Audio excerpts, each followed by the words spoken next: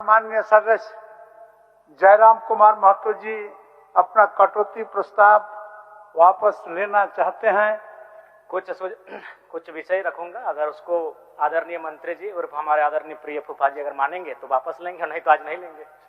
पहला विषय ये है शराबबंदी।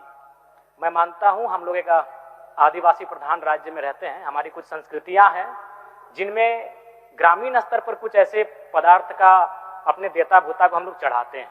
मैं इस बात को भी मानता हूं, लेकिन मैं इस बात को भी मानता हूं कि बाकी जो अन्य शराब हैं जिनमें काफी मिलावटें या फिर डी माल कहिए, वो कहीं ना कहीं हमारे समाज में एक बहुत ही नुकसानदायक चीजें हैं। तो मैं चाहता हूं इसका एक विकल्प तरह से। दूसरा, ऊर्जा विभाग तो जितने भी चाहे सीटीपीएस हो, बीटीपीएस हो, केटीपीएस हो, टीटीपीएस हो, उसके 5 किलोमीटर के दायरे में जितने भी गांव आते हैं उनको निःशुल्क बिजली मिले। और तीसरा, चलिए प्रत्येक पंचायत को 10-10 चापाकल अगर देंगे तो मैं कटौती प्रस्ताव वापस लेता हूं। मंत्री महोदय ना 9 मन काजर हो ना राधा का नाच लगी है महोदय।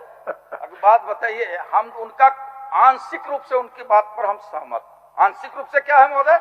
अब जो चिंता व्यक्त की है अवैध शराब का, तो अवैध शराब का भी आंकड़ा हम उनको बता देना चाहते हैं कि महोदय 10,955 अवैध शराब निर्माण करने के वाले के ऊपर में हमने 1 साल में कार्रवाई किया महोदय।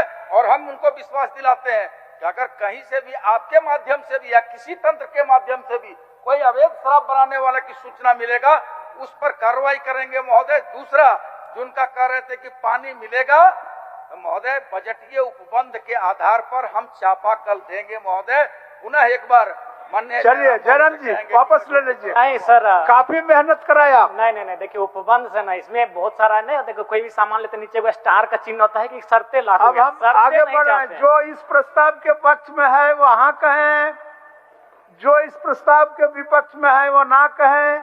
मैं समझता हूं कि प्रस्ताव के विपक्ष में बहुमत है, विपक्ष में बहुमत है, ये प्रस्ताव अस्वीकृत हुआ।